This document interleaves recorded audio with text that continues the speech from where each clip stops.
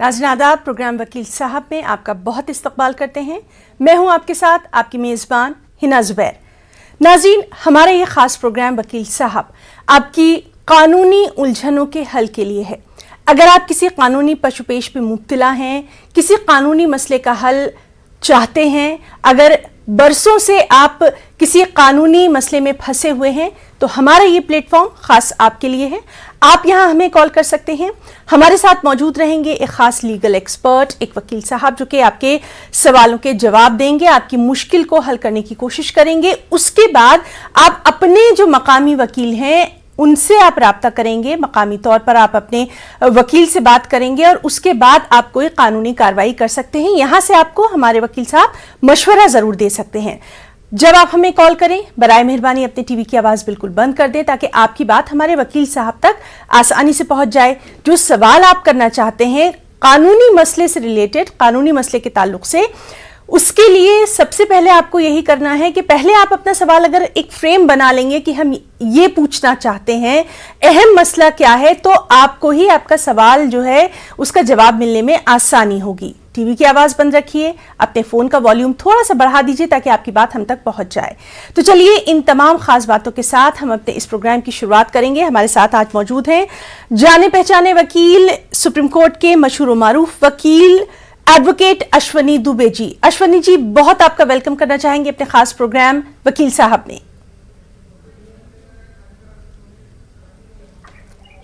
तो नाज़रीन, चलिए बहुत बहुत धन्यवाद। हम अपने प्रोग्राम की शुरुआत करेंगे और वकील साहब, आज हम आपसे जानकारी लेना चाहेंगे कंपनसेशन के बारे में, मुआवजे के बारे में। नाज़रीन, जैसे कि आपको पता है कि हिंदुस्तान में कंपनसेशन को लेकर लीगल प्रोसीजर्स हैं, लेकिन क्या ये एक आम शहरी को, एक आम हिंदुस्तानी को पता है? कानून ने उसको कितनी आसानियां दी हैं? इन्हीं तमाम बातों की जानकारी कंपनसेशन के ताल्लुक से, लीगल प्रोसीजर्स क्या हैं, हम आज हासिल करेंगे। हमारे साथ वकील साहब मौजूद हैं। अश्वनी जी, सबसे पहले हम आपसे यही जानना चाहेंगे, कंपनसेशन किसे कहते हैं और इसके लीगल प्रोसीजर्स क्या हैं? देखिए, बहुत बहुत धन्यवाद हिना जी। कॉम्पनसेशन की अगर हम बात करते हैं तो एक वाइड टर्म है। जो अलग अलग जो क्षतियां होती हैं किसी भी इंडिविजुअल को, अगर वो रास्ते में जा रहा है, उसका एक्सीडेंट होता है, तो वो कोर्ट के बजरिए कोर्ट, जिस गाड़ी से एक्सीडेंट होता है, जिस मार्फत एक्सीडेंट होता है, जो एक्सीडेंट का कारण होता है, उसके मुताबिक वो कॉम्पनसेशन क्लेम कर सकता है। अब दूसरी तरह कॉम्पनसेशन में आते तो दूसरा होता है law of tort. Law of tort में ऐसा होता है, कोई किसी के ऊपर कोई आरोप लगाए, वो आरोप बेबुनियाद हो, वो आरोप गलत हो, वो आरोप सिर्फ और सिर्फ उसकी क्षति मानहानि करने के लिए हो रहा हो, तो वहां डैमेजेस के लिए, कॉम्पनसेशन के लिए क्लेम कर सकते हैं। उसके बाद तीसरा जो होता है वो होता है कि अभी जो नालसा में महिलाओं को, विक्टिम्स को क्षतिपूर्ति के लिए जो प्रोविजन आया है, एक कॉम्पनसेशन वो हो गया। एक कॉम्पनसेशन वो हुआ कि जो कोई रॉन्गफुली किसी के अगेंस्ट केस इंस्टीट्यूट करता है और बाद में अदालतों के द्वारा पता चलता है कि ये मैलिशियस और रॉन्गफुल प्रोसिक्यूशन था, तो जो विक्टिम है उसका, वो उसमें क्षतिपूर्ति के लिए क्लेम कर सकता है। एक कॉम्पनसेशन ऐसा होता है कि जो सिविक एजेंसीज है, जो सिविक एजेंसीज की मिस्टेक से कई बार अगर कोई आदमी एक्सपायर हो जाता है, उसको चोट लगती है या उसको बॉडीली इंजरी होती है, उसका नुकसान होता है, तो वो उसको कॉम्पनसेशन के लिए क्लेम कर सकता है। जैसे पाथ होल और मैन होल वगैरह होते हैं, जैसे सफाई करते करते पता चलता है कि लोग उसमें एक्सपायर हो जाते हैं, या कहीं पर जो प्रॉपर एडिक्वेट इंतजामात होने चाहिए सुरक्षा के, वो नहीं होता है, तो उस पर भी एक कॉम्पनसेशन की बात होती है। तो अलग अलग चीजों में अलग अलग कॉम्पनसेशन के प्रावधान है। जी सर, आपने बहुत डिटेल में हमारे नाज़रीन तक ये बात पहुंचाई है और अब हम एक एक करके उस पर ज़रूर बात करना चाहेंगे। नाज़रीन, आप हमें कॉल भी कर सकते हैं। हमारे नंबर आपकी टीवी स्क्रीन पर फ्लैश हो रहे हैं। हमारे साथ वकील साहब मौजूद हैं आपके सवालों के जवाब देने के लिए, कानूनी मशवरा देने के लिए। वकील साहब, हम आपसे जानना चाहेंगे, जिस तरह से हम बात कर रहे थे कि पैथोल या मैन होल की, इनके बारे में ख़ास तौर पर अगर हम बरसात के मौसम में देखें, या कई बार कुछ ऐसी लापरवाही देखने में आती है जिससे किसी की जान चली जाती है, क्या ऐसी सूरत में कॉम्पनसेशन के लिए आगे बढ़ा जा सकता है? मुआवजे के लिए क्या कुछ दरख्वास्त की जा सकती है? कानून क्या कहता है? देखिए, जो पॉथहोल्स डेथ्स हैं वो बड़ी कॉमन हैं और बहुत बढ़ भी रही हैं। उसका जो प्राइमरी रीजन है वो है कि जो मेंटेनेंस है सड़कों का, वो मेंटेनेंस सड़कों का प्रॉपर नहीं है। जहां पर प्रॉपर उनको कवर करके साइन बोर्ड लगा करके अगर कोई वहां पर दुर्घटना जैसा क्षेत्र है या कुछ रोड का मेंटेनेंस हो रहा है या कोई गड्ढा बना हुआ है तो उसको ना कवर करना, जो कि प्रिवेंट किया जा सकता था, तो वो एक बड़ा इशू है और वो इसलिए डेंजरस होता है। तो अगर हम उसको देखें तो जब सड़कों पे कोई व्यक्ति चल रहा होता है, जहां पर काम करने वाले लोग होते हैं, वो होल्स छोड़ देते हैं आसपास कई सेंटीमीटर्स में, मीटर्स में, तो वो उसमें या तो पानी भर गया या सिपेज आ गया या वो नीचे जा करके बड़े सीवर से मिल गया या गाड़ी से कोई जा रहा है तो गाड़ी एकदम से डिसबैलेंस होती है, उसमें फंस करके वो नहीं देख पाता है। तो उसकी वजह से जो दुर्घटना या क्षति होती है वो होता है सिविक एजेंसियों की गलती से। सिविक एजेंसियां कौन सी? जिस एरिया का जो म्युनिसिपल डिपार्टमेंट है या वहां का पब्लिक वर्क डिपार्टमेंट है या वहां का जल बोर्ड है या जो कोई भी उस काम को कर रहा है और जिसकी जिम्मेदारी है कि वो प्रॉपरली कवर करके और लोगों के लिए समुचित रास्ता ऐसा दे कि जिससे वो जो जगह है जहां पर एक्सीडेंट होने के चांसेस है दूर से ही उसकी विजिबिलिटी आ जाए तो लोग जो है उसमें नहीं फंसे।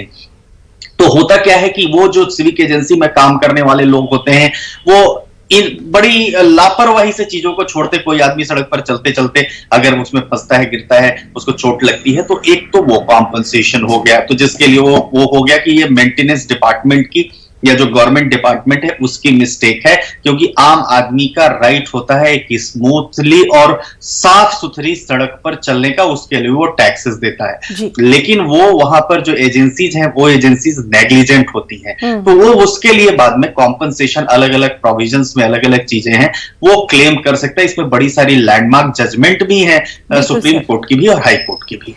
जी, और आपसे इसी तरह की कारामद जानकारी हम अपने नाज़रीन तक पहुंचाते रहेंगे। अब हमारी कॉल्स का सिलसिला भी शुरू होता है। चलिए बात करने की कोशिश करते हैं अपने पहले कॉलर से।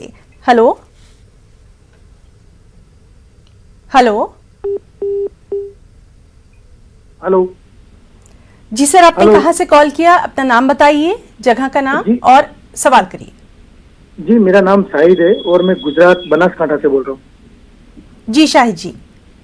मैडम, मेरा ये सवाल था वकील साहब से कि जैसे मुझ पे मेंटेनेंस का केस हुआ था तो 17 साल बाद मेरी वाइफ ने राजस्थान में किया था। तो अब उन्होंने जो केस वगैरह किया तो उसके जो लड़की के फादर वगैरह है जो पुलिस में थे, उनके मामा वगैरह असिस्टेंट इंस्पेक्टर है और उनके भाई वगैरह जो है तो राजस्थान पत्रिका में पत्रकार वगैरह है। तो उन्होंने सर मतलब उनकी जो पोस्ट वगैरह का इस्तेमाल करके वो पुलिस में और जैसे जो मेरे अधिवक्ता वगैरह थे उनको भी उन्होंने प्रभावित किया और सारी प्रोसीजर एक तरफा करवा ली अभी तक जी। तो मेरे पास तो यही रह गया कि अब मुझे मतलब उसको फॉलो ही करना है। मतलब मेरे पक्ष में कुछ भी नहीं आया। मैंने करीब 5-6 एडवोकेट भी चेंज कर दिए। मैं जब अपील में सर मैं जब राजस्थान हाईकोर्ट जोधपुर में गया ना तो वहां पर भी जो मेरे अधिवक्ता थे उन्होंने मुझसे फीस ले ली, उन्होंने अपील नहीं की और 1 साल तक मुझे मतलब मैंने आपकी अपील कर दी है, मैं आपको भेज दूंगा डॉक्यूमेंट ये वो, ऐसा करके उन्होंने वो जो 90 दिन का टाइम निकाल दिया तो मैं अपील भी नहीं कर पाया। और आज परिस्थिति ये है सर कि मेरे पास कोई ऑप्शन नहीं है, जैसे या तो सेटल है ऑप्शन है, जैसे मैं अगर कुछ कर लूं अपने आप को या फिर मेंटेनेंस में जो भी है मतलब वो एक तरफा सेटलमेंट करूं। तो सर मैं ये जानना चाहता हूं सर कि अगर किसी बंदे की अगर प्रोसीजर में अगर सिस्टम में इसकी हेल्प नहीं होगी, जैसे अधिवक्ता 4 या 5 अधिवक्ता मैंने चेंज किए क्योंकि जैसे लोकल वो लोग लोकल है वहाँ पे, जैसे आबू रोड राजस्थान। सर आप बिल्कुल परेशान मत हो, वकील साहब मौजूद हैं और वो आपके मसले का हल जरूर आपको बताएंगे। आप बिल्कुल यहाँ पर परेशान ना हो, हमारा ये प्लेटफॉर्म खास आपके लिए है। जी वकील साहब, शाहिद साहब हैं बहुत ज्यादा परेशान। राइट, सबसे पहले तो ये समझिए कि राइट टू अपील आपका फंडामेंटल राइट है। अगर निचली अदालत से कोई फैसला होता है तो ये आपकी जिम्मेदारी बनती है कि आप उसको चैलेंज करें, अगर चैलेंज करना चाहते हैं। आपने चैलेंज नहीं किया लॉफुल प्रोसीजर में उस ऑर्डर को, तो निश्चित तौर पर ये जिस जो भी आप कह रहे हैं कि ब्लेम गेम की वकील पत्र साइन हो गया वो हो गया, ये सब चीजें कोर्ट्स में कंसीडर होने के बजाय ज्यादा जरूरी होता है कि इंडिविजुअल की भी ये रिस्पॉन्सिबिलिटी बनती है कि वो उस चीज को अगर किसी ऑर्डर से अग्रीव्ड है तो वो चैलेंज करे। अब चूंकि उस ऑर्डर को आपने चैलेंज नहीं किया तो निश्चित तौर पर एक जुडिशियल ऑर्डर आपके खिलाफ है और जुडिशियल ऑर्डर को कंप्लाई करना देश के कानून के मुताबिक यही कानून है। लेकिन फिर भी अगर आपको ऐसा लगता है कि वो ऑर्डर गलत है, आर्बिट्री है, फैक्ट्स को कंसीडर करके नहीं किया गया है, एक तरफा फैसला हुआ है, तो निश्चित तौर पर आप उचली अदालत में, जो ऊंची अदालत है, वहां जाकर के उस ऑर्डर को चैलेंज कर सकते हैं। और रही बात अब दूसरा लिमिटेशन की बात करते हैं कि उसमें डिले हो गया, सुप्रीम कोर्ट और हाई कोर्ट्स ने समय समय पर हजारों दिनों के डिलेस को, अगर वहां पर बोनाफाइड रीजन कुछ आया है तो वो उसको उन्होंने कंडोन किया है। तो मैं समझता हूं कि अभी आपको कोई ऐसा लेट नहीं हो, अगर जेन्युइन रीजन है तो आप उस ऑर्डर को जो है चैलेंज कर सकते हैं। कोर्ट्स को अपनी बात बताइए, अपनी फाइनेंशियल सिचुएशन बताइए, अपनी इंप्लीकेशन बताइए कि आपके पास स्थिति नहीं है उसको रीपे कर पाने की ये स्थिति, और निश्चित तौर पर अदालतें उसको कंसीडर करती हैं। जी बिल्कुल, बहुत शुक्रिया वकील साहब, और मुझे पूरी उम्मीद है कि हमारे कॉलर को उनके सवाल का जवाब मिल गया होगा। चलिए बात करने की कोशिश करेंगे अपने एक और कॉलर से। हेलो हेलो हेलो जी सर, अपना नाम बताइए और सवाल करिए। हेलो अपना नाम बताइए, सवाल करिए सर। हेलो अपना नाम बताइए। टीवी की आवाज बराए मेहरबानी बंद करके अपना सवाल करिए सर, वरना आपकी कॉल जो है वो कट हो जाएगी। या आबिद रहमान फ्रॉम चेन्नई। जी सर।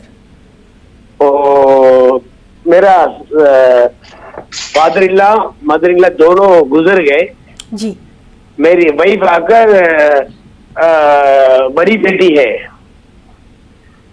पूरे 6 बच्चे वो लोग को, सास ससुरे को जी। मैं बड़ा दामाद जी। मेरी वाइफ के ऊपर एक भाई है जी।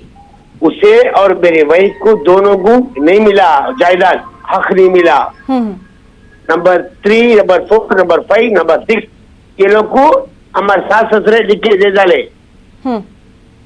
बीच में ये कोविड आया था तब बुलाए थे जाना बोलकर, उसके बाद मेरी वाइफ की तबीयत बराबर नहीं थी। जब मेरी वाइफ की तबीयत ठीक हो गई तो उन्होंने बीमार हो गए सास, उसके बाद उन्होंने गुजर गए। उसके बाद एक खाता बनाना, ये बनाना, ऐसा कुछ बोले थे सर। सलाह लें और उसे सलाह लेकर के आगे प्रोसीड करें। थैंक यू जी। बहुत शुक्रिया वकील साहब आपका भी और हमारे कॉलर का भी, जो लगातार आप अपनी कॉल्स हमें कर रहे हैं। और एक बार फिर से आपसे दरख्वास्त है कि बराए मेहरबानी जब आप हमें कॉल करें तो टीवी की आवाज़ बंद कर दें, ताकि आपकी जो सवाल है, आपकी जो तशवीश है, वो वकील साहब तक पहुंच जाए। वकील साहब, जिस तरह से हम बात कर रहे थे मुआवजे की, कंपनसेशन की, क्षतिपूर्ति की, तो एक बहुत इम्पॉर्टेंट बात आपने कही है, मानहानि। ये अक्सर हम देख रहे हैं कि आजकल चूँकि सोशल मीडिया का भी ज़माना है, लोग कुछ भी किसी को कह देते हैं, लेकिन हर शख्स की अपनी एक रिस्पेक्ट है सोसाइटी में, हर शख्स का एक अपना नाम है।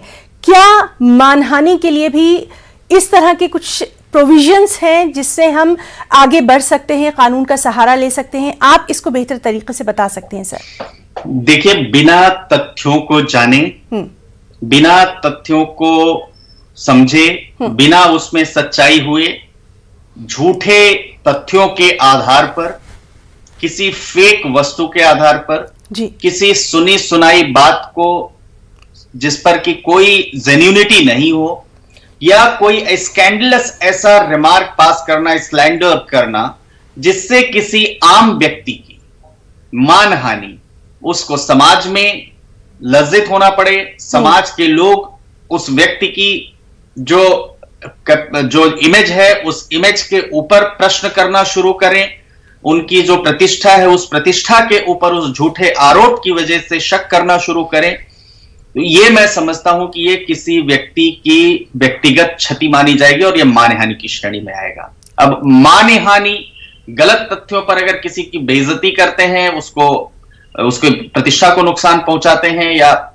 उसके खिलाफ कोई ऐसे स्कैंडलस रिमार्क्स करते हैं, तो उसके लिए 2 प्रोसीजर्स है। पहला प्रोसीजर है क्रिमिनल प्रोसीजर कोड, जिसमें इंडियन पीनल कोड की धारा 499 और 500 के तहत जी सर एक कंप्लेंट केस इंस्टीट्यूट करके मैजिस्ट्रेट की कोर्ट में डिफेमेशन का केस इंस्टीट्यूट किया जा सकता है, और अगर प्रूव हो जाता है तो 2 साल तक की सजा उसमें हो सकती है। तो और दूसरा जो प्रोसीजर है वो है डैमेजेस का, जी सर, जो सिविल प्रोसीजर कोड में आ रहा है। जैसे हम डैमेजेस और कॉम्पनसेशन की बात कर रहे हैं, उसमें भी डैमेजेस के लिए भी जिस व्यक्ति की जितनी प्रतिष्ठा है, क्या प्रतिष्ठा उसकी धूमिल हुई है और कैसे मॉनेटरी कॉम्पनसेशन से उसको खत्म किया जा सकता है, उसके लिए सिविल प्रोसीजर कोड में डैमेजेस का सूट एक इंडिविजुअल, एक भारतीय फाइल कर सकता है। और उसमें अगर ऐसा प्रूव हो जाता है कि उस व्यक्ति की जानबूझकर प्रतिष्ठा को क्षति पहुंचाई गई है, जी सर, एक स्कैंडलस रिमार्क को लेकर, स्कैंडलस तथ्यों को लेकर, या बिना सबूत के उसके ऊपर आरोप लगाकर, या वो ऐसा आरोप है जिसको पब्लिकली नहीं लगा सकते हैं, तो उस पे जो है वो सिविल प्रोसीजर कोड में भी जा सकते हैं। तो दोनों प्रोसीजर्स अलग अलग हीना जी मौजूद हैं, और व्यक्ति को अगर लगता है कि उसकी मानहानि हुई तो निश्चित तौर पर उनको अदालतों में जाना चाहिए। जी, बहुत ही अहम बात आपने आज हमारे इस प्रोग्राम के जरिए हमारे नाजरीन, हमारे दर्शकों तक पहुंचाई है, और इसके लिए हम आपका बहुत शुक्रिया भी अदा करना चाहेंगे। नाजरीन, हमारा ये प्रोग्राम जारी रहेगा, फिलहाल यहां रुकना चाहेंगे एक छोटे से ब्रेक के लिए। कहीं जाइएगा नहीं, जल्द लौटेंगे।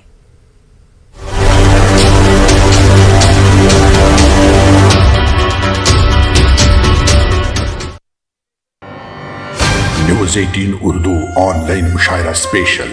कारवान सुखन में इस बार सिविल सर्वेंट शायरों का मुशायरा। उसे भी वक्त कभी आईना दिखाएगा, वो आज खुश है बहुत आईना दिखा के मुझे। किसी मोड़ पर कुछ ख्वाब छूटे थे मेरे, शाम जिंदगी में उन्हें मुकम्मल कैसे करूं। कुछ शेर सारी उम्र मुकम्मल नहीं हुए, सानी के जैसा मिसराए ऊला नहीं लगा। मैं तेरे प्यार का मारा हुआ हूँ, सिकंदर हूँ मगर हारा हुआ हूँ। देखिए इतवार रात 10:56 पर सिर्फ न्यूज़ 18 उर्दू पर। ब्रेक के बाद प्रोग्राम वकील साहब में एक बार फिर से आप सभी का तहे दिल से इस्तकबाल करते हैं। नाज़रीन, हमारे साथ मौजूद हैं सुप्रीम कोर्ट के मशहूर मारूफ वकील एडवोकेट अश्वनी दुबे जी, जिनसे लगातार हम जानकारी हासिल कर रहे हैं, लीगल इन्फॉर्मेशन आप तक पहुंचा रहे हैं। अश्वनी जी, एक बार फिर से आपका बहुत इस्तकबाल करना चाहेंगे अपने खास प्रोग्राम वकील साहब में। और नाज़रीन, चलिए आपकी कॉल्स का सिलसिला भी लगातार जारी है, बात करने की कोशिश करेंगे अपने अगले कॉलर से। हेलो सर, अपना नाम बताइए, कहाँ से कॉल किया और सवाल करिए। हाँ, हमारा गांव है बंगाल में, अभी मैं केरला में हूँ, काम के लिए आया हूँ जी। हमारा एक सवाल वकील साहब से ये है कि मेरा बहन का 7 साल पहले छोड़ दिया, उसकी वजह से मैं मेंटेनेंस केस भी किया, लेकिन केस चलते चलते मेरा बहन का ब्रेन आउट हो गया। उनको अपना बाल बच्चे के फिक्र में उनका ब्रेन आउट हो गया। अभी उसको मैं केस दोबारा चलने के लिए जो कोर्ट में लेके जाऊंगा, मैं लेके नहीं जा पा रहा हूँ। इसके वजह से अगर उसको मैं लेके नहीं जा पा रहा हूँ, पूरा ब्रेन अगर आउट हो गया, इसके लिए हमको क्या करना चाहिए? वकील साहब, आपसे पूछना चाहें जी। देखिए, सबसे पहले होता क्या है कि कोई व्यक्ति अगर इनकेपेबल स्टेट ऑफ माइंड है, तो मेडिकल की जो टीम होती है वो डिक्लेयर करती है। उस टीम के मुताबिक जो नेक्स्ट पर्सन होता है वो पर्सन उसका लोकल गार्जियन हो सकता है। अब सवाल यह है कि ये केस क्या फाइल करना चाहते हैं अपने सिस्टर के बिहाफ पर, ये इंपॉर्टेंट होता है। सपोज अगर ये अपनी सिस्टर के लिए मेडिकल चीजों के लिए या मेडिकल दवाइयों के लिए या ट्रीटमेंट के लिए कोई केस फाइल करना चाहते हैं, तो उसके लिए सरकार की योजनाएं हैं। दूसरा, अगर ये अपनी सिस्टर के ससुराल या बाकी जगह से कुछ इनको डिस्प्यूट्स को सेटल करने के लिए या प्रॉपर्टी डिस्प्यूट्स या वो है उसके लिए, तो इनको इस्टेब्लिश करना पड़ेगा लोकल लॉ के मुताबिक कि यही उनके गार्डियन है। तीसरा, किसी भी अदालत में सिस्टर को लेकर के जाने का, चूंकि ब्रेन हैमरेज हुआ है, तो वो अस्पताल में अगर है तो अस्पताल से वो कोर्ट को दरख्वास्त कर सकते हैं। कोर्ट अपना कमीशन जो है देश बना सकता है, ऑर्डर कर सकता है, और वो वहां जाकर अस्पताल में खुद भी विजिट कर सकते हैं। सवाल यह है कि कोर्ट्स के परव्यू में, कोर्ट्स के डोमेन में ये आता है कि कोर्ट से रिक्वेस्ट करें। जी अश्वनी जी, ये कह रहे हैं कि 7 साल से मेंटेनेंस का केस ये चाहते हैं, लेकिन जब से ये केस चल रहा है उस दौरान इनकी जो बहन है उनका जहनी तवाजुन जो है वो कहीं ना कहीं बिगड़ गया है। क्या उस सूरत में ये मेंटेनेंस का केस आगे बढ़ सकता है, क्या ये अपनी ले जा सकते हैं? देखिए, इसीलिए मैं कह रहा हूं कि अगर इनकी बहन अदालत में जाती है, निश्चित तौर पर अगर जाने की स्थिति में है तो इनकी बहन अदालत में जा सकती है। अगर ये अदालत नहीं जा सकती है, डॉक्टर्स मना कर रहे हैं, तो कोर्ट कमीशन बिठा सकता है, कोर्ट ऑर्डर कर सकता है, किसी को भेज सकता है मेडिकल रिपोर्ट्स को चेक करने के लिए अस्पताल में, तो वो भी वहां से जा सकते हैं, वो भी उसकी भी उतनी ही वैल्यू होती है। अब रही बात मेंटेनेंस के उस केस की, तो निश्चित तौर पर अगर केस पहले से पेंडिंग है, जैसा मैंने कहा, तो वो परस्यू करके उसको उस पैसे को कैसे यूटिलाइज करेंगे ये भी अदालतों को देखना है, लेकिन सारी चीजें चूंकि कोर्ट के डोमेन में होंगी तो इसलिए इनको अदालत में इस बात के लिए जाना पड़ेगा और जा सकते हैं। जी बिल्कुल। बहन जाना चाहें, अगर जाने की स्थिति में है तो जा सकती है, और नहीं तो कोर्ट जो है मेडिकल एक्सपर्ट्स की टीम बिठा सकती है उनके माइंड स्टेटस को रीड करके और उसमें कोर्ट में एक रीजनेबल आउटपुट देने के लिए। जी, तो देखिए कानून ने हर शहरी के लिए, उसके हुकूक के लिए कितनी आसानियां दी हैं, सिर्फ और सिर्फ ज़रूरत है उनको जानने की, उनको समझने की, उन तक पहुंचने की। और इसीलिए हमारे ये ख़ास प्रोग्राम है जिसमें हम आपके लिए लेकर आते हैं ख़ास लीगल एक्सपर्ट जो कि आपकी कानूनी मसलों का यहाँ पर मशवरा देते हैं, और लगातार ये सिलसिला जारी भी है। चलिए अब हम बात करने की कोशिश करेंगे अपने अगले कॉलर से। हेलो हेलो सर, अपना नाम बताइए, कहाँ से कॉल किया, सवाल करिए। मेरा नाम लियाकत खान है। जी लियाकत साहब, सवाल करिए। मैं उड़ीसा से बोल रहा हूँ। जी सर। तो यहाँ थोड़ा जमीन के मामले में कुछ आपको क्वेश्चन करने का था। बिल्कुल सर, कर सकते हैं।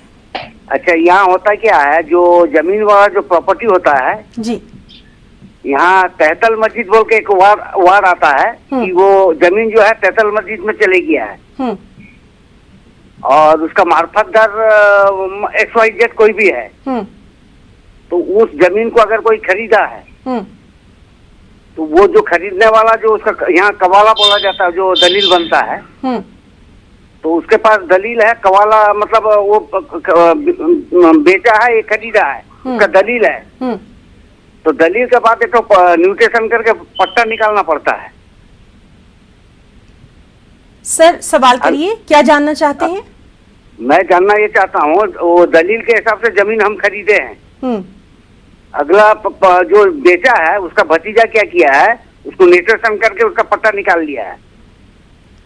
जब आपने जमीन खरीदी, देखिए, जब आपने सबसे पहले ये समझिए, मैं समझ गया इनका प्रश्न। इनका कहना है कि इन्होंने एक ऐसी जमीन खरीदी जिस जमीन पे जो जमीन का बेचने वाला है, उस बेचने वाले के भतीजे ने ऑलरेडी पहले से अपने पक्ष में पट्टा करवा के और अपने नाम पर नामांतरण करवा लिया है। ऐसी परिस्थितियों में इनका प्रश्न यह क्या होना चाहिए? इनका देखिए, इसका सबसे पहला जवाब यह है कि जब ऑलरेडी नामांतरण हो गया और आपके खरीदने से पहले हो गया, तो आप उस व्यक्ति से पैसे वापस ले सकते हैं, पहला। दूसरा, जब कोई प्रॉपर्टी आप खरीदने जाते हैं तो उस प्रॉपर्टी को खरीदने से पहले जो लोकल रेवेन्यू रिकॉर्ड्स हैं, ऐसा कहा जाता है और ऐसा कानून है, उन लोकल रेवेन्यू रिकॉर्ड्स में आपको चेक करना पड़ेगा, चेक करना चाहिए। ये समझाइश होती है और सबके लिए कि कहीं उस पर कोई डिस्प्यूट तो पेंडिंग नहीं है। जो बेचने वाला व्यक्ति है, क्या वाकई में उस प्रॉपर्टी का वो ओनर है? कहीं ऐसा तो नहीं कि कोई विवाद उस पर चल रहा है जी। ये परिस्थितियां चेक करनी चाहिए। अब इन्होंने चेक किया या नहीं किया, अब इनको अगर पता चला है, पहला तो अगर मान लीजिए खरीदने के बाद उसने किया है तो ये चीटिंग भी है, फोर्जरी है, मिसरिप्रेजेंटेशन है, या निश्चित तौर पर उस म्यूटेशन ऑर्डर को चैलेंज करने के लिए कोर्ट में केस फाइल कर सकते हैं, नंबर 1। नंबर 2, अगर वो पहले से हुआ है, जिसने बेचा उसकी ओनरशिप नहीं है, तो उससे ये पैसा ले सकते हैं अपना वापस। बिल्कुल।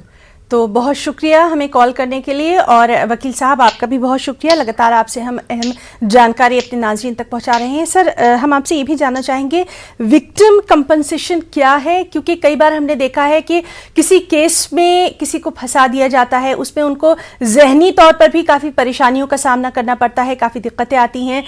क्या वो इस मामले में आगे बढ़ सकते हैं, किसी कंपनसेशन का मुतालबा वो कर सकते हैं? क्या कुछ इसका प्रोसीजर रहता है? देखिए, सबसे पहले तो धारा 357A जो इंडियन पीनल कोड की है जी सर, उसमें प्रोविजन है कि हर राज्य सरकार सेंट्रल गवर्नमेंट के कोऑर्डिनेशन से एक ऐसी स्कीम बनाएगी जो स्कीम के मुताबिक कॉम्पनसेशन दिया जाएगा विक्टिम को या उनके डिपेंडेंट्स को, जिनको कोई लॉस हुआ है, कोई इंजरी हुई है, जो कि क्राइम अपराध रजिस्टर हुआ या किसी अपराध में संलिप्त कर देने की वजह से या किसी तरह से झूठे मामलात में फंसा देने की वजह से या किसी मामले में उनको रिहेबिलिटेट करने की जरूरत है।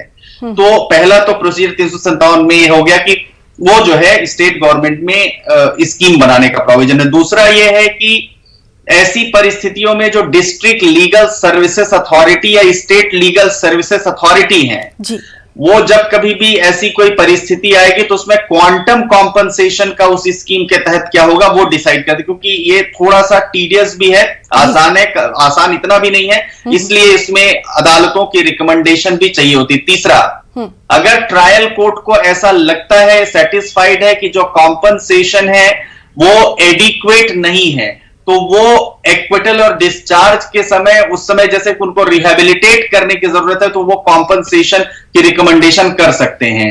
चौथा, अगर मान लीजिए कि वो जो विक्टिम है उस विक्टिम को किसी वेंडेटा के तहत ऐसा फंसाया जा रहा है तो उसको अगर आ करके एक सम्मानपूर्वक जीवन जीने के लिए जो जरूरत होती है जिस कॉम्पनसेशन की, वो कॉम्पनसेशन की व्यवस्था अदालतें धारा 357 के मुताबिक किसी को कर सकती हैं। तो magistrate, state legal services authority, district legal services authority और गवर्नमेंट मशीनरी जो है उस स्कीम के मुताबिक 357 एक स्कीम के मुताबिक किसी व्यक्ति के, किसी विक्टिम के रिहेबिलिटेशन के लिए देती है, कॉम्पनसेशन देती है, उसको रिहेबिलिटेट करने के इंतजाम करती है। जी, बहुत शुक्रिया सर, और लगातार आपसे हम इस तरह की जानकारी अपने नाज़रीन तक पहुंचा रहे हैं। अब हम बात करने की कोशिश करेंगे अपने अगले कॉलर से। हेलो हेलो हेलो हेलो, अस्सलाम वालेकुम। वालेकुम सलाम, अपना नाम बताइए, कहाँ से कॉल किया, सवाल करिए। मैं चेन्नई से बात कर रहा हूँ, रहमतुल्ला मेरा नाम है, चेन्नई से बात कर रहा हूँ, मेरा नाम रहमतुल्ला जी। वो हमारे वालिद साहब के दादा का जो प्रॉपर्टी है, हमारे वालिद साहब हमारे दोनों भाइयों को लिख दिए हैं। अभी हमारे बहन जो हमारे जो बड़े आपा जो है मेरे को भी हिस्सा मांगते हैं, क्या हमारे आपा को भी हिस्सा देना है क्या? जी वकील साहब, देखिए, सबसे पहले तो आपके दादाजी की जो प्रॉपर्टी है उसमें आपके वालिद साहब का पूरा अधिकार नहीं है, तो वो जो प्रॉपर्टी का डिस्ट्रीब्यूशन होगा भारतीय कानून के मुताबिक या शरीयत का आपके स्पेशल लॉ है उसके मुताबिक वो आपकी बहनों को भी जाएगा। लेकिन अगर आपके पिताजी की खुद की अक्वायर्ड प्रॉपर्टी है तो निश्चित तौर पर उसको आप दोनों भाइयों को देने का उनको अधिकार है। जी बिल्कुल जी, बहुत शुक्रिया वकील साहब आपका भी, और हमारे कॉलर का भी बहुत शुक्रिया हमें कॉल करने के लिए। नाज़रीन, हमारे प्रोग्राम वकील साहब का सिलसिला यूं ही जारी रहेगा। फिलहाल रुकना चाहेंगे एक छोटे से वक्फे के लिए, चल लौटेंगे।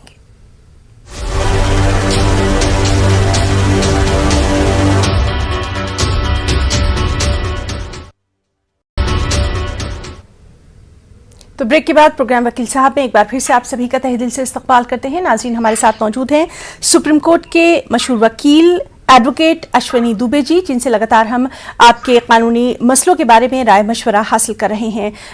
अश्वनी जी, जिस तरह से लगातार हम बात कर रहे हैं कॉम्पनसेशन की, हम यहाँ पर आपसे एक बहुत अहम मामले के बारे में जानकारी चाहते हैं। अक्सर हमने देखा है कि फीमेल जो रेप सर्वाइवर्स हैं या फिर एसिड अटैक जिनके ऊपर होता है, उनके लिए भी हमारे कानून ने बहुत कुछ सहूलियत उनको दी है। इसके बारे में जानकारी हमारे नाज़रीन तक थोड़ी सी हम आपके जरिए चाहेंगे। देखिए, सबसे पहले तो ये समझना पड़ेगा कि हमारे देश की कानून व्यवस्था के मुताबिक खास तौर से महिलाओं को लेकर के जिस तरह से संजीदगी है और उनको लेकर अदालतों से लेकर लोकल जो व्यवस्थाएं हैं वो तमाम ये प्रयास करती हैं कि किसी भी महिला के साथ किसी प्रकार का कोई जो है हैरेसमेंट नहीं हो, चाहे वर्क प्लेसेस पर, चाहे घर में या चाहे बाहर सड़क पर चलते हुए, उसके लिए तमाम कानून बने हैं। 2013 के बाद, निर्भया केस के बाद देश में क्रिमिनल प्रोसीजर कोड में तमाम चेंजेस हुए, तमाम नई चीजों को उसमें इंट्रोड्यूस किया गया। उसके बाद फिर जरूरत पड़ी कि ऐसी परिस्थितियों जब किसी विमेन को विक्टिमाइज किया जाए तो उस विमेन को रिहेबिलिटेशन के लिए क्या क्या ऐसे प्रोविजन होने चाहिए या किस तरीके से उस विक्टिम को कॉम्पनसेशन मिलना चाहिए ताकि सोसाइटी में एक रिस्पेक्टफुल लाइफ वो लीड कर सकें, सोसाइटी में सरवाइव कर सकें और सोसाइटी में उनको जो है नेग्लेक्ट नहीं किया जाए। उसके लिए 2018 में नेशनल लीगल सर्विसेज अथॉरिटी के द्वारा एक स्कीम आई और उस स्कीम ने जो है state legal services authority, district legal services authority और तमाम और जो लीगल जो एक्यूमेंट थे और जो जितने भी देश के मिनिस्ट्रीज के लोग थे, उन लोगों ने मिलकर के लॉ मिनिस्ट्री ने एक स्कीम बनाया जिसके मुताबिक ग्रेविटी जो ऑफेंस की होगी, सिवियरिटी जो मेंटल और फिजिकल हार्म और इंजुरी होगी उसको कंसीडर करते हुए, दूसरा जो एक्सपेंडिचर इनकर हुआ है मेडिकल ट्रीटमेंट पर, फिजिकल मेंटल हेल्थ को लेकर, काउंसलिंग करने में या किसी और चीज में, तो उनके और उनके डिपेंडेंट्स को कितना एजुकेशनल अपॉर्चुनिटी का लॉस हुआ है उसको देखते हुए, लॉस ऑफ एम्प्लॉयमेंट कैसे हुआ है as a result of that offence उसको देखते हुए और ऑफेंडर की क्या स्थिति है उसको देखते हुए एक स्कीम फॉर्मुलेट हुई और उसके बाद जो है ये कहा गया कि उनको कॉम्पनसेशन दिया जाएगा। तो जिसके मुताबिक आप देखिए जब कुलदीप सेंगर का केस हुआ जिसमें उस महिला के साथ उन्होंने वो किया तो सुप्रीम कोर्ट में 25 लाख रुपए देने का आदेश किया और कहा कि तुरंत जो है वो जो केस है कुलदीप सेंगर का वो दिल्ली ट्रांसफर किया जाए और दिल्ली की कोर्टों में इसके फैसले की इसकी सुनवाई हो। उसके अलावा अगर आप देखिए तो दूसरा जो वो बहादुर लड़की थी जिसके ऊपर एसिड अटैक हुआ था उसको कॉम्पनसेशन देने की बात आई और तमाम ऐसे तमाम केसेस में जो कॉम्पनसेशन देने की बात आई। तो वो ये बहुत ही अच्छा एक स्कीम आया जिसके मुताबिक उनको रिहेबिलिटेट करने के लिए, या एक दूसरा उन्होंने देखा कि जैसे HIV वगैरह पॉजिटिव कोई हो जाता है किसी वजह से तो उसको रिहेबिलिटेट करने के लिए, क्योंकि हर व्यक्ति का राइट टू लाइफ एक फंडामेंटल राइट है, उसके लिए स्कीम आई तो अदालतें उसको कंसीडर करती हैं और कंसीडर करने के बाद इन्वेस्टिगेशन के बाद और उस व्यक्ति को जो है कॉम्पनसेशन कितना होना चाहिए वो क्वांटम अवार्ड करने का आदेश देती है। जी, बहुत ही अहम जानकारी आपने इस वक्त दी है। ये ऐसी मालूमात है जो कि हर शहरी को ज़रूर पता होना चाहिए, ख़ासतौर पर हमारी ख़वातीन को, हमारी जो औरतें हैं उनको पता होना चाहिए कि उनके लिए कानून ने क्या कुछ आसानियां दी हैं। चलिए बात करने की कोशिश करेंगे अपने अगले कॉलर से। हेलो हेलो हेलो, अस्सलाम वालेकुम। वालेकुम सलाम सर, अपना नाम बताइए, कहाँ से कॉल किया, सवाल करिए। मेरा नाम सैयद कौसर अली है, कामारेड्डी से बात कर रहा हूँ। जी सवाल करिए।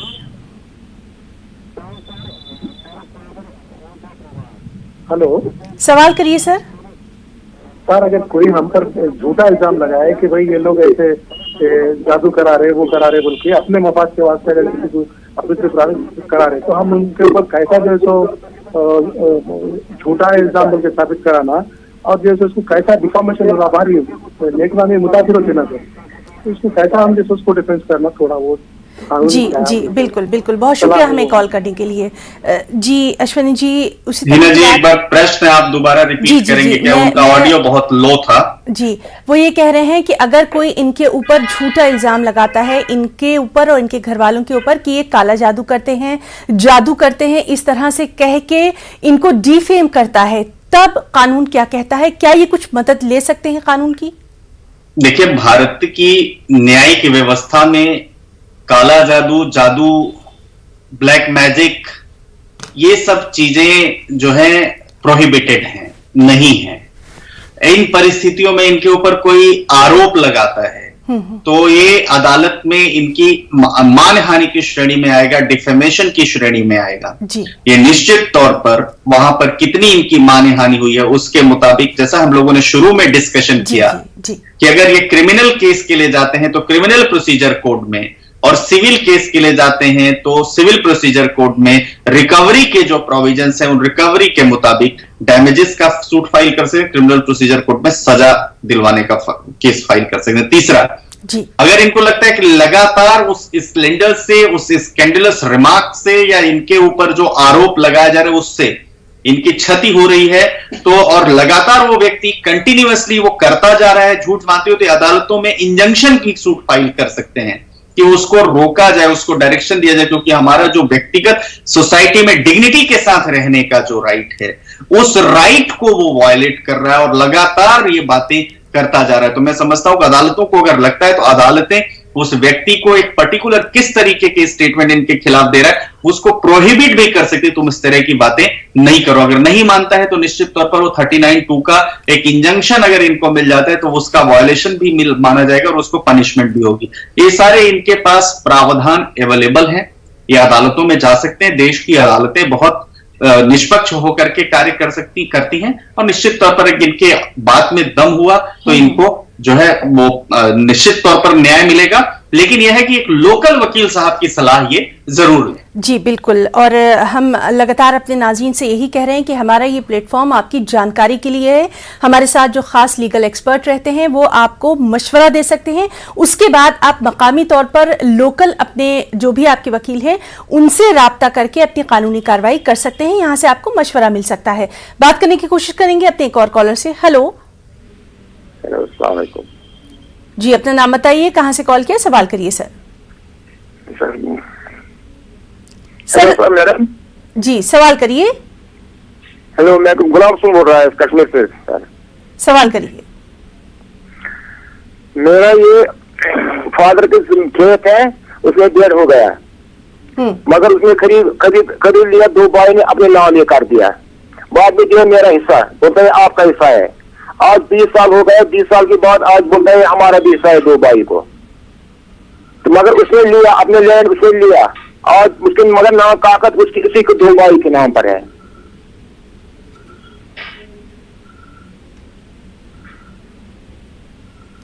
हेलो, मैं प्रश्न बात नहीं समझ पाया। जी जी जी, आपकी आवाज क्लियर नहीं आ रही है, आपका सवाल समझ में नहीं आया सर।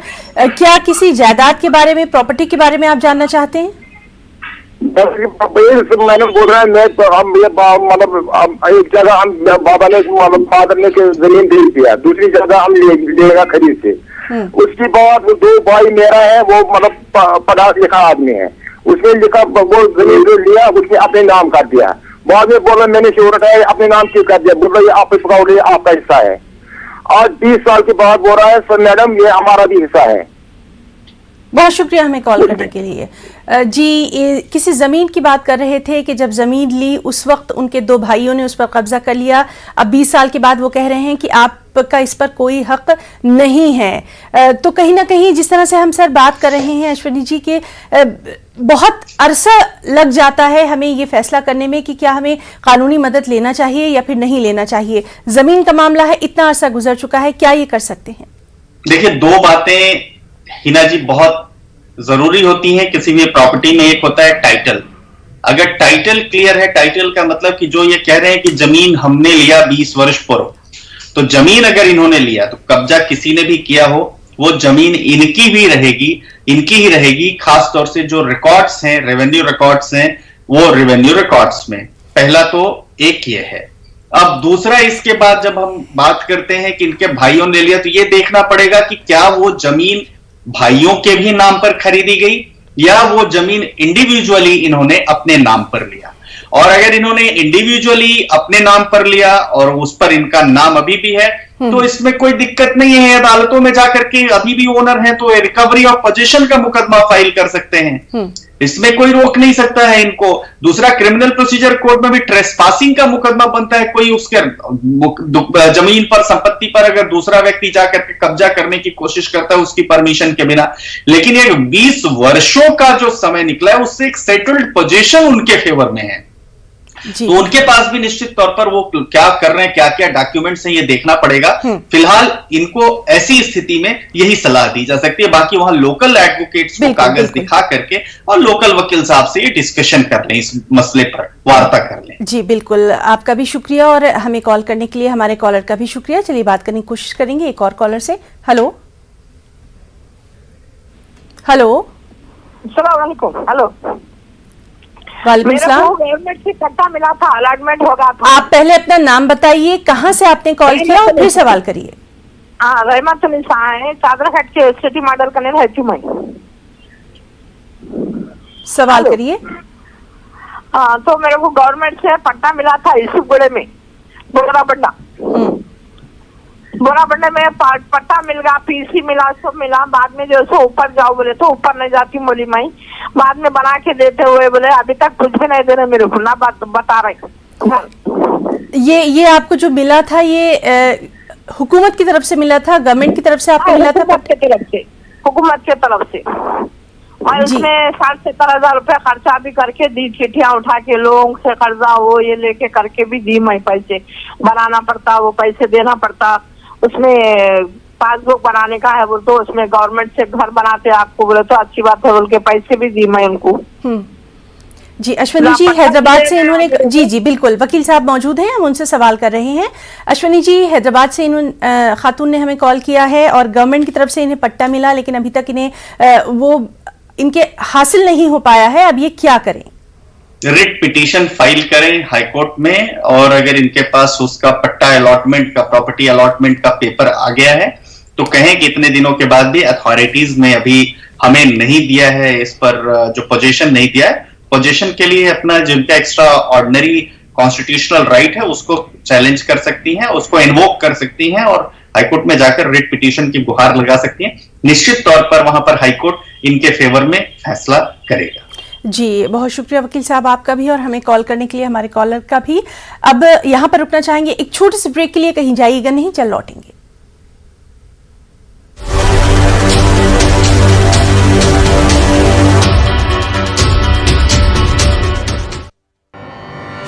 न्यूज 18 उर्दू ऑनलाइन मुशायरा स्पेशल कारवान सुखन में इस बार सिविल सर्वेंट शायरों का मुशायरा। हमारे दुख की भरपाई हुई थी, जमाने भर में रुसवाई हुई थी। दामन पे जो लहू है मेरी ख्वाहिशों का है, किरदार पे मेरे कभी धब्बा नहीं लगा। किसी मासूम हसरत का जनाजा दफन है इसमें, कोई पूछे तो मिट्टी का घरौंदा बोल सकता है।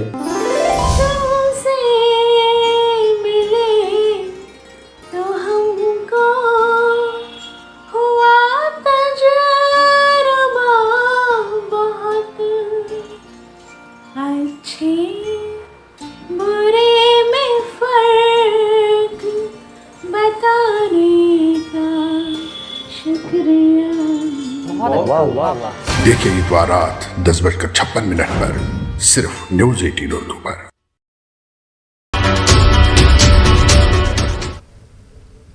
तो ब्रेक के बाद प्रोग्राम वकील साहब में एक बार फिर से आप सभी का तहे दिल से इस्तकबाल करते हैं। हमारे साथ मौजूद हैं सुप्रीम कोर्ट के मशहूर वकील एडवोकेट अश्विनी दुबे जी, जिनसे लगातार हम रहनुमाई हासिल कर रहे हैं। अश्विनी जी, लगातार हम बात कर रहे हैं कंपनसेशन की और यहाँ पर हमने कई बार ख़वातीन के ताल्लुक से बात की है कि उनको कानून की तरफ से कितनी मदद मिल सकती है, वो ले सकती हैं। हम आपसे ये भी जानना चाहेंगे, हालिया दिनों में खासतौर पर हमने देखा है कि कई बार महिलाओं की तरफ से यानी ख़वातीन की तरफ से कभी कभी कुछ ऐसे इल्ज़ामात लगा दिए जाते हैं, चाहे उनके साथ काम करने वाले हों या फिर किसी भी शख्स पर, किसी भी आदमी पर, जिससे कहीं ना कहीं उनका या तो करियर तबाह हो जाता है या फिर समाज में कहीं ना कहीं उनकी जो इज्जत है उसको कहीं हानि पहुंचती है, नुकसान पहुंचता है। क्या ऐसी सूरत में आदमियों के लिए भी कोई खास कानून है जिससे वो मदद हासिल कर सकते हैं अगर इस तरह के झूठे केस साबित हो जाएं, झूठे केस पे वो फंस जाएं? देखिए, सबसे पहले हिना जी, बहुत ही आपने वैलिड और आज की तारीख में एक ऐसा प्रासंगिक प्रश्न उठाया है जिसकी जरूरत है देश में। और बहुत सारे ऐसे वर्क प्लेसेस पर लोग जो है अपने लाभ के लिए कई बार कानून का अब्यूज करते हैं, मिसयूज करती हैं।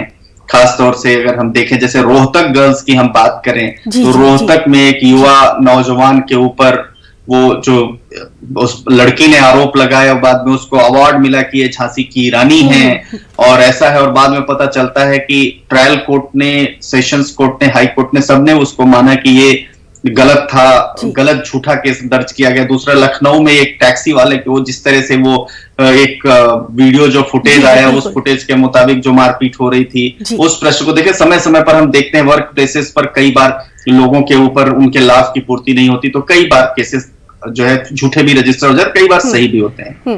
अब जरूरत है इस देश में एक जेंडर न्यूट्रल लॉ की। जेंडर न्यूट्रल लॉ के मुताबिक हरासमेंट करने वाला जो हरासर है वो किसी भी जो ऑफेंडर है, किसी भी, चाहे वो मेल हो, फीमेल हो, LGBT कम्युनिटी का हो, क्योंकि उनको भी पूरा राइट मिला है देश में, तो वो किसी भी कम्युनिटी का हो, उसको राइट होना चाहिए कि उसको प्रॉपरली बिना बायस्ड हुए उसकी जांच की जाए, समीक्षा की जाए। होता क्या है कि एक रॉन्गफुल और जो मैलिशियस प्रोसिक्यूशन एक आदमी की जिंदगी तबाह कर देता है। मैं आपको एक वाकया बताता हूं, आपको विष्णु तिवारी का इंसिडेंट, आपके उत्तर प्रदेश का ही मामला है हिना जी, ललितपुर का। 20 वर्षों तक उस व्यक्ति को जेल में, माने 23 वर्ष की उम्र में उस आदमी को जेल में डाला गया और 43 वर्ष की उम्र में वो व्यक्ति जेल से बाहर आए बिना सबूत के, बिना किसी उसके खिलाफ सबूत मिलने के, और 43 वर्षों के बाद उस आदमी के पास कुछ नहीं बचा था और उसके बाद उसके पिता की मृत्यु हो गई, उसकी मां की मृत्यु हो गई, उसके भाई की मृत्यु हो गई, जमीन पर लोगों ने कब्जा कर लिया। तो ये था रॉन्गफुल और मैलिशियस प्रोसिक्यूशन। ऐसे प्रोसिक्यूशंस को डील करने के लिए देश में कानून की, जेंडर न्यूट्रल कानून की जरूरत है, जो अनबायस्ड होकर के और उस मामले की जांच करे, यह समय की आवश्यकता है। और जो दूसरा अभी का आपने प्रश्न कहा कि क्या ऐसी व्यवस्था है, तो होता क्या है कि सालों लग जाते हैं उस केस के फैसला होने में, तब तक व्यक्ति का जो मोमेंटम है, उस व्यक्ति के जीवन में जो ऊंचाइयां वो छू सकता था, वो सबका सब खत्म हो जाता है। 20 वर्ष 25 वर्ष के बाद वो जब बरी होता भी है तो उसके पास कुछ रह नहीं जाता है कि वो उस मामले में कुछ कर सके या अदालतों में जाकर के उसको अपने कॉम्पनसेशन के लिए क्लेम कर सके। तो वो एक हैरेसमेंट है। मैं समझता हूं कि इसको डील करने के लिए हमारी जो लॉ एनफोर्सिंग एजेंसीज हैं उनको जरूरत है। हिना जी, ओवर टू यू। जी बिल्कुल, और बहुत ही अच्छे तरीके से आपने ये बात यहाँ पर रखी है और मुझे पूरी उम्मीद है कि हमारा ये प्रोग्राम जो लीगल अवेयरनेस है, लॉ के लिए क्या कुछ आपको जानकारी होना चाहिए, वो आप तक पहुंचाने में कामयाब भी हो रहा है। आप हमें कॉल भी कर सकते हैं, हमारे नंबर आपके टीवी स्क्रीन पर फ्लैश हो रहे हैं। अश्विनी जी, आपसे हम यहाँ पर मेडिकल नेग्लिजेंस के बारे में भी जानना चाहेंगे। अक्सर में देखा है कि कई बार ये इल्ज़ाम लगाया जाता है कि इलाज में देरी की वजह से या इलाज में लापरवाही की वजह से कुछ नुकसान उठाना पड़ा, फिजिकल उनको नुकसान हुआ, या फिर कहीं ना कहीं कुछ जहनी तौर पर नुकसान हुआ, या फिर डेथ हो गई। क्या ऐसी सूरत में भी कॉम्पनसेशन का कुछ प्रोविजन है? देखिए, मैं सबसे पहले तो मेडिकल नेग्लिजेंस को हमें समझना पड़ेगा कि कोई व्यक्ति अस्पताल में जाता है अगर इलाज करवाने के लिए, तो उस व्यक्ति को अगर इमीडिएट अर्जेंट रिक्वायरमेंट है ट्रीटमेंट की, तो देश का कानून ये कहता है कि जो भी अस्पताल पास का होगा वो उस व्यक्ति को इलाज देने से, फर्स्ट एड देने से मना नहीं करेगा।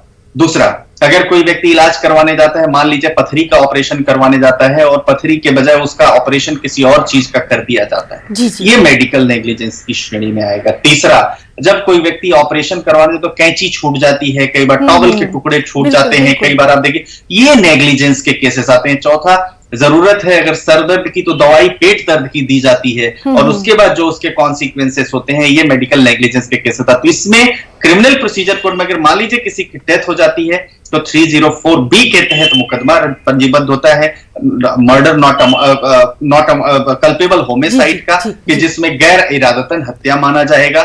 दूसरा जो है उसका यह है कि जो कंज्यूमर प्रोटेक्शन एक्ट्स हैं, वो कंज्यूमर प्रोटेक्शन एक्ट्स में वो जो है उनके खिलाफ जो है कॉम्पनसेशन क्लेम किया जा सकता है। और इसमें सुप्रीम कोर्ट ने और हाई कोर्ट ने एक मल्टीप्लायर मेथड किया, जिसमें कि उस व्यक्ति की एक्सीडेंटल अगर डेथ होती है तो क्या उसको कॉम्पनसेशन मिलना चाहिए, नंबर 1। नंबर 2, मेडिकल नेग्लिजेंस से ही डेथ हुई, इसको टेस्टिफाई करने के लिए दूसरे मेडिकल एक्सपर्ट की ओपिनियन होनी चाहिए। होता क्या है कि कई बार हम देखते हैं कि ट्रीटमेंट गलत डायरेक्शन में चल रहा होता है, जिससे उस व्यक्ति को बॉडीली इंजुरी ऐसी हो जाती है कि जो ठीक नहीं हो सकती है। अश्विनी जी, तो बहुत बहुत हम आपका शुक्रिया अदा करना चाहेंगे। वक्त अब हमें इजाजत नहीं देता और ये एक ऐसा मौजू है जिस पर हम लगातार आगे भी आपसे रहनुमाई हासिल करेंगे। इतना कीमती वक्त हमारे नाजरीन को, हमारे प्रोग्राम को देने के लिए हमारी पूरी टीम की तरफ से आपका बहुत बहुत हम शुक्रिया यहाँ पर अदा करना चाहेंगे। और नाजरीन, प्रोग्राम वकील साहब में आज के लिए फिलहाल इतना ही। इजाजत दीजिए, आदाब।